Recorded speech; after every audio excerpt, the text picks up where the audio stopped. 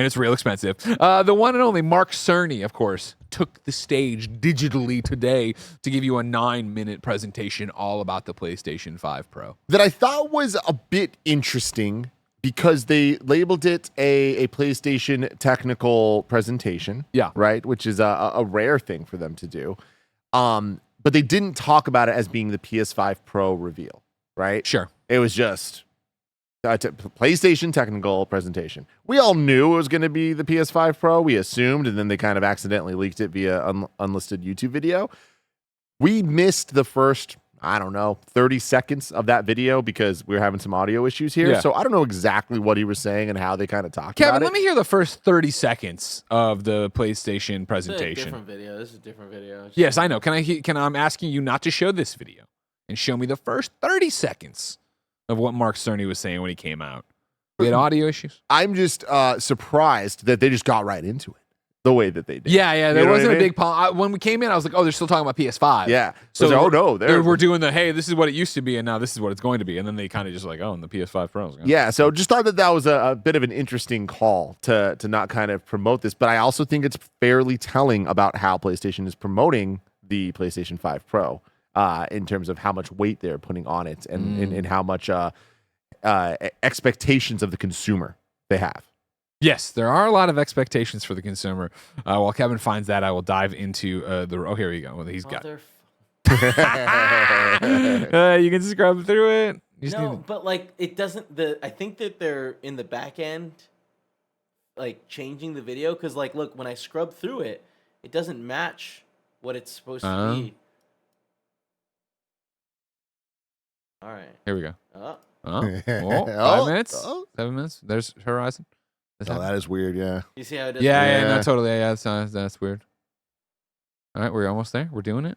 The Wild Stallion says Digital Gremlins at work. Oh, the Wild Stallion, because I get you.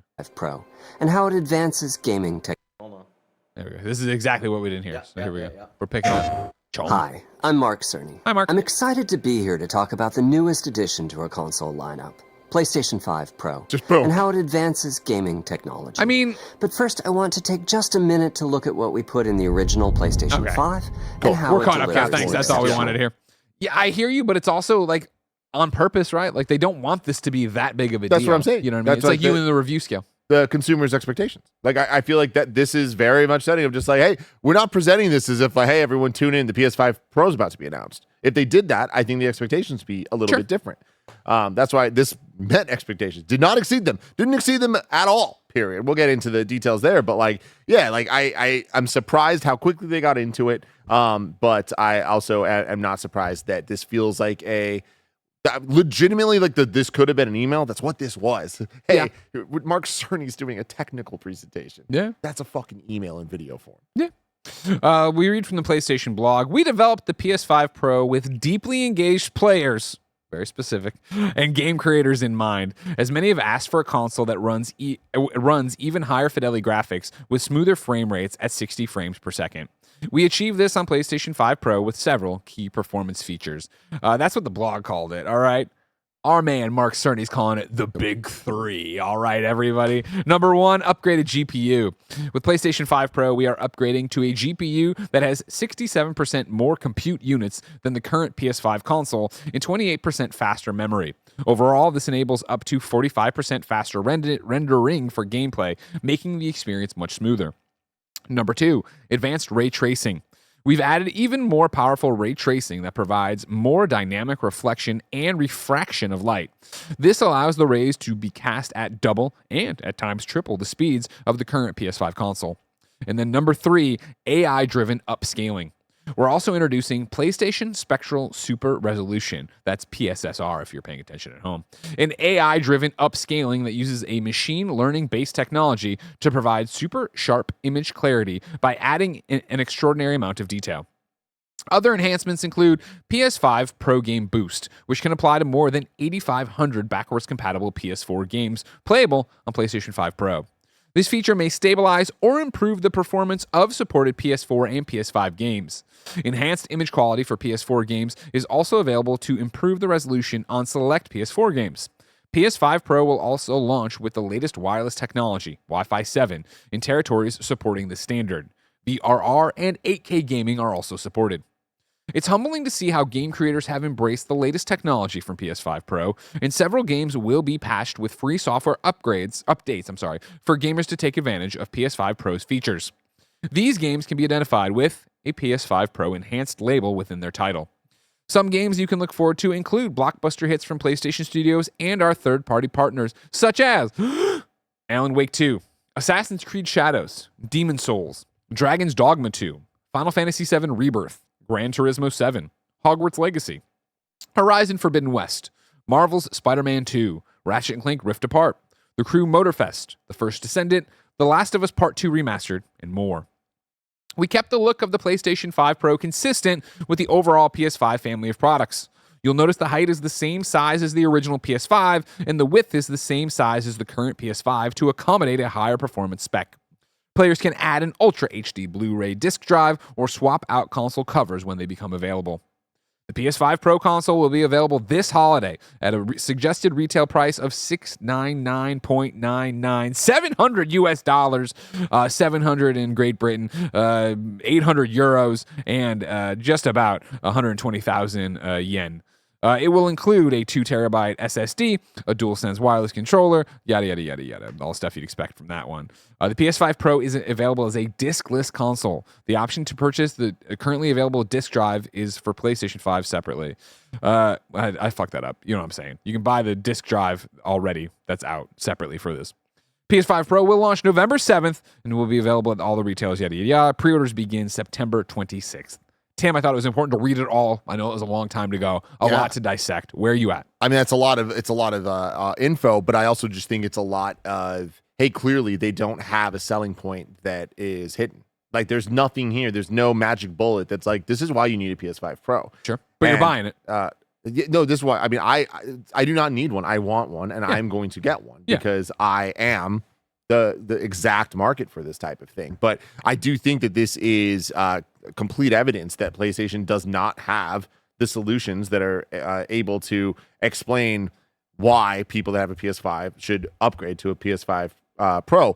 Because if they did, they would be able to just be like, hey, all your games are going to run 4K 60. That just doesn't exist. That's not going to be a thing for a very long time. So I think this is another step in the direction of iterative console cycles. We saw it last generation with PlayStation. We've seen it in different ways on Xbox and Nintendo, surely, especially in the handheld sphere. I'm surprised at how much they're talking about 60 frames per second. Like there's clear buzzwords that they've held on to over the years, and then some have transformed to just kind of become standardized things like HDR. And then we have an understanding of resolution. 1080p means something to us. 4K does as well. But I think even then, 4K fidelity is starting to kind of take over as being the more, that's what they're actually pushing, because they can't actually promise 4K. They can promise fidelity. Sure. You know? Yeah. But it is interesting that they're now talking about 60 frames per second as smoother frame rates at 60 instead of just higher frame rates. Like in the video, they did mention the 120 and the VRR, the variable refresh rates and all that. Like that stuff those are features, but that's not what they're pushing with this. They are pushing 60 because they see the value with 60 as the baseline goal. But to be clear, that we're not there. So it's like you're now talking about a $700 Pro system that is still like aiming for that 60 base, which is good, but it also, I just think, is telling of where we're at, and I don't think it's exciting. Exactly, and back to your thing of like, this could have been an email, it could have been whatever. It's an iterative step, and it's not. It's even less exciting than the iPhone reveal this week, right? Because the iPhone reveal this week has some new bell whistle, whatever. I think that this is more exciting than this iteration of the iPhone. But that's as somebody that upgrades my iPhone every single year. So like I'm the built-in customer base for this type of thing. And again, I'm not even throwing shade at Apple. Like whatever, they have some upgrades. Next year is going to be the big one. Yeah. There's not going to be a next year PS5 upgrade. This is the big thing, and I think that. Again, it just shows where we're at with pushing tech. I'm very excited about this PSSR. I believe in it. I think it's going to solve a lot of the problems that I, as a consumer, actually have with my PlayStation 5 experience. Yeah. And I say that because I believe in the tech. I believe in Mark Cerny, in what they've put out there, because the Tempest audio stuff, when they first talked about it, I was like, I don't know about this. And lo and behold, it fucking worked. And PS4 Pro, when they first talked about HDR, I was like, I was so ignorant to what that actually meant. And then seeing the implementation of it, and now it's essentially a standardized thing for the majority of TVs out there, and seeing a gameplay in HDR versus non-HDR, to me, that's a game changer. That is generational type game changers. And sure, maybe not generational from the SNES to N64 days, but generational in the that to me is the difference between what last gen and next gen looks like. And all that's blurring, talking about generations, because at the end of the day, our biggest titles, some of our prettiest titles, are cross-gen.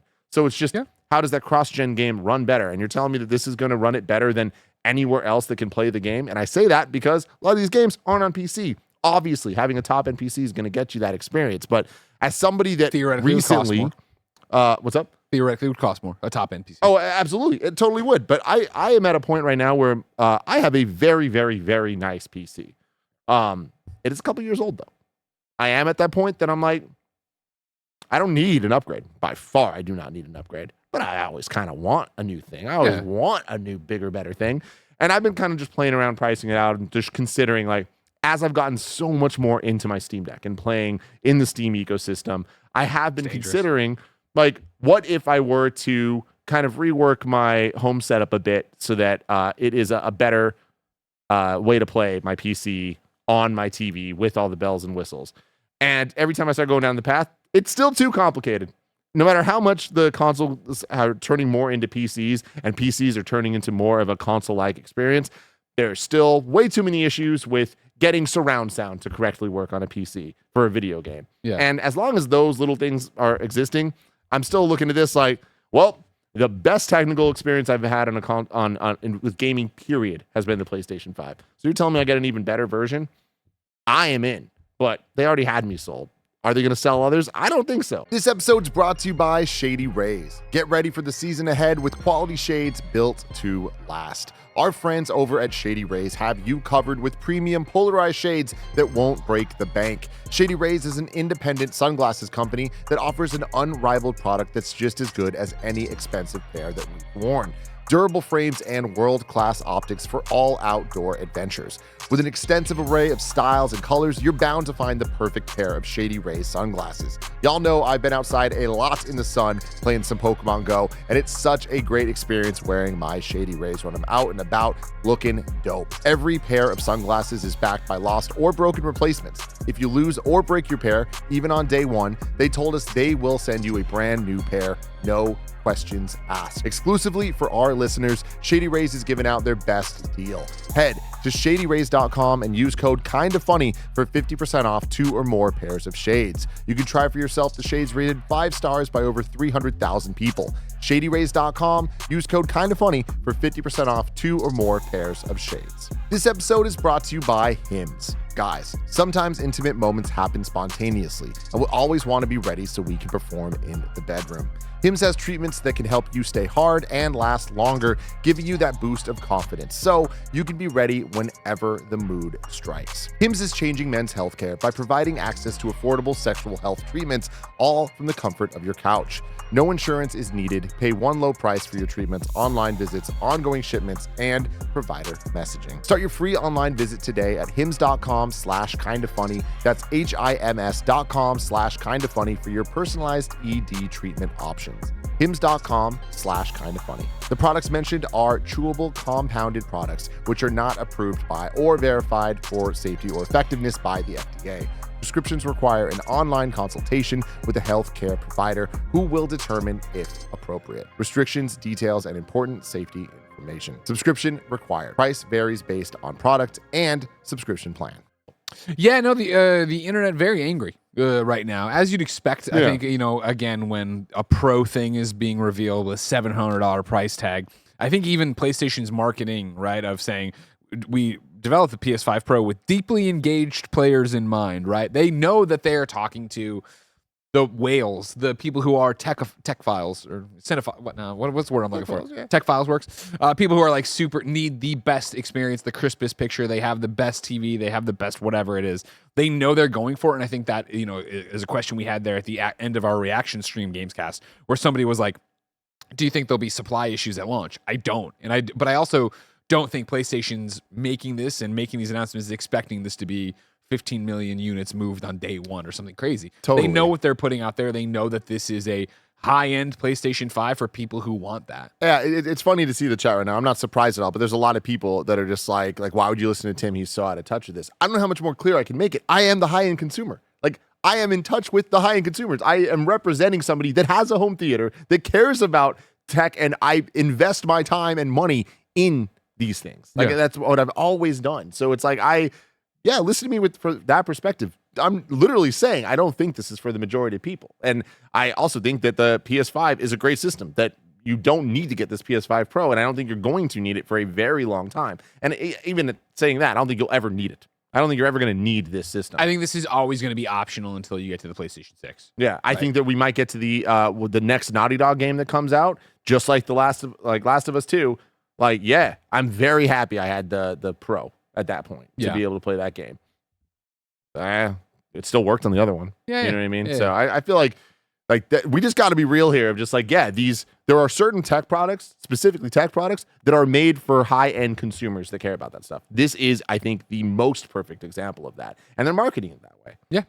Yeah, just from consumer bases, right? Like you and I have always had this conversation on shows. I'm not that person. I am looks good enough for me. I can't tell the difference. I'm happy in my ignorance. I'm in the matrix and I'm fine with it kind of thing. You have a DualSense Edge. You don't even use it. No, I don't. I gave it to Janet. Yeah. I mean, DualSense Edge I used it for a month and I was like, this ain't for me. That says a lot. Yeah. And so exactly, that's the thing for me with this one, where it is so PlayStation 4 Pro coded for me of just but even less, I actually, let's throw that out because it is a different ball wax. I'm so happy with my PlayStation 5 that I will not buy a PlayStation 5 Pro until my PlayStation 5 breaks, until there is a game I see running on it that I'm like, oh, I got to have that. And for me, that is, and granted, this is the opening salvo. This is the next 5 years of PlayStation or whatever it's going to be, right? Whatever. I think the least exciting, what makes this such an unexciting announcement for me is when they go in and talk about here are the games that are going to be PS5 Pro enhanced, and they only have one upcoming game, right? Assassin's Creed Shadows is the only game among Alan Wake 2, Gran Turismo 7, Horizon Forbidden West that isn't out already, that I haven't already beaten, that I haven't already platinumed in some respects, right? So it's that's not cool for me. It would have been way cooler to be Dragon Age Veilguard is PS5 Pro enhanced. Yes. You're absolutely right. Yeah, please. Having said that, though, I feel like this is the announcement to then allow the third-party publishers to say that in their own timelines with their own marketing plans.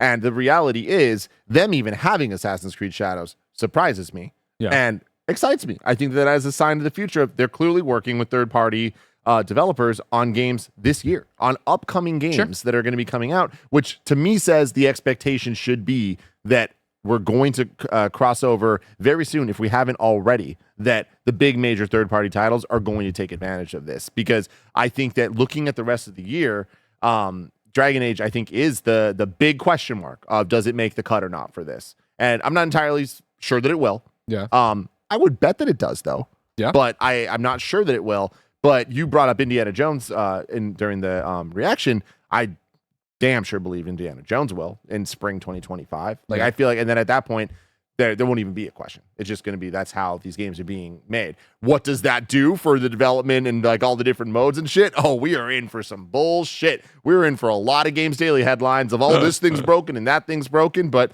that's where tech's at these days. And that ain't going to change. Joshy G in Super Chat, just like you can, because we have a bunch to get through, don't worry. Joshy G, though, in the middle of this conversation, is I will buy a Monster Hunter Wilds PlayStation 5 Pro. And I think, again, that's where it gets to what is the game that is going to matter for you? What is the game that is the one that you can't wait for, and then you find out that it could look even better, it could run even better? Yeah, and I mean, it sucks because I feel like I'm in a place right now where I'm looking down the pipeline of PlayStation titles, third party, first party, or otherwise, and there's nothing. We had Rebirth this year, which would have been a big one. Besides that, we had Spider-Man 2 last year. There's not the big title. And I feel like Monster Hunter Wilds for a lot of people is going to be that. Yeah. But I feel like I'm still waiting on the next big game. Like I guess like Jedi Survivor is another example for me. Like the big games that I feel like do try to push the tech, that interest me personally. Like I, at least at this moment, I'm struggling to think of the next big game that I'm excited to play on my PlayStation. I guess that's what I'm trying to say. Gravitas throws one out that I think is further away from that, right? Is the fact that they're saying, hey, God of War in space, Sony Santa Monica's next thing, right? This Corey game that's been rumored forever. But even to dial that away, the next big PlayStation game, it maybe, I don't know, it doesn't work for you, but Ghost of Tsushima too, right? Yeah. And that was already That's such actually a great such example. a beautiful game. If it is, hey, and here's what it looks like on Pro, different ball game maybe. But again, it's not even how good it would look on Pro as much as how bad would it look on PS5 for me. That would be the thing for me. Yeah, I mean, again, I think this reminds me a lot of the PlayStation 4 Pro when it was announced, and everyone had the exact same reaction of like, who's asking for this? Why are we doing this? And they were showing Horizon with HDR, not HDR, and everyone's like, I don't really see the fucking difference. And it required people to, over time, understand all those things, and for the kinks of those things to be worked out. To be clear, they're not fully worked out. To this day, HDR causes issues. A ton of them. So I feel like it's not even so much a seeing is believing as much as it just becomes the new standard. And you're just like, oh, well, yeah, it's best here. And at a certain point you hear it's best here and you see it's best here enough that you're like, either I'm going to upgrade or you know what? Good enough's good enough. And I think that the PS5 has proven that good enough is good enough for the games that they're making. Yeah, 100%. I don't think you're wrong about that. Let's get some more super chats in here because there's a whole bunch going through. Corey Clark says, will Xbox need a Pro? Can they add AI upscaling? What I keep hearing about this is silicon, right? It comes down to the chips and it comes down to whatever. And so if you don't have the dedicated space already, which would be something you need to build, you can't do it. And this is what we were hypothesizing with the PlayStation 5 here, right? Where they're talking about AI-driven upscaling. We had a question among us of like, well, could PlayStation Spectral Super Resolution be something you put into the PS5? And I was like, no, because layman's terms, it just isn't built to do that yet. Yeah. Correct? Yes, but like yes, that is correct. Then there's no buts there. Nailed it. Having said that, it's one of those things where there certain tech over time, there's just other ways around it. Where it's like HDR is a good example of like you needed the PS4 Pro to do the HDR stuff, but then eventually there's a lot of TVs that have auto HDR, so then it doesn't even freaking matter. And like, sure, it's not as good, but you're not paying the extra bit for the Pro, so yes, it's not as good, but you're still getting some of the benefits of it. I do think that a lot of the AI tech and the super sampling across the board, as the technology evolves, I think there's going to be ways that benefit other parts of development. So that, long story short, I think that we will see benefits on the PS5 non-Pro version, but clearly it is the big advancement you're going to get for the other one.